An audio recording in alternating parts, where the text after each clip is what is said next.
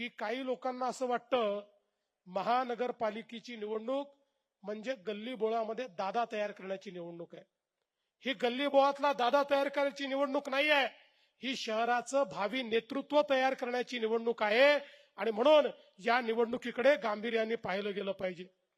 आज आपण पाहू शकतो की या पुण्याचा जो सगळा वाढता परिसर आहे, या सगळ्या परिसरामध्ये हिंजवडी असेल, खराडी असेल, मगरपट्टा असेल, बाणेर बालेवाडी असेल, हा सगळा जो भाग आहे हा आता हळूहळू एक प्रकारे भारताच्या डिजिटल ट्रान्सफॉर्मेशनचा एक महत्वाचा कणा झालेला आहे.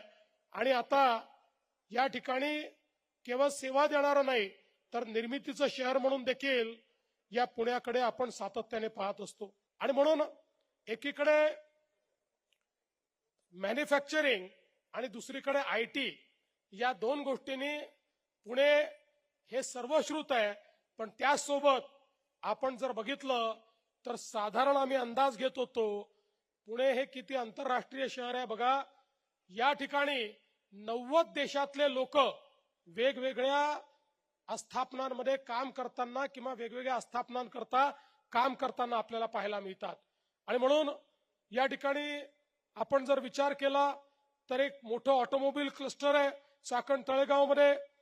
आणि तंत्रज्ञानाच्या क्षेत्रात सगळ्यात जास्त जी गुंतवणूक आहे ती देखील या पुण्यामध्येच होताना आपल्याला पाहायला मिळते.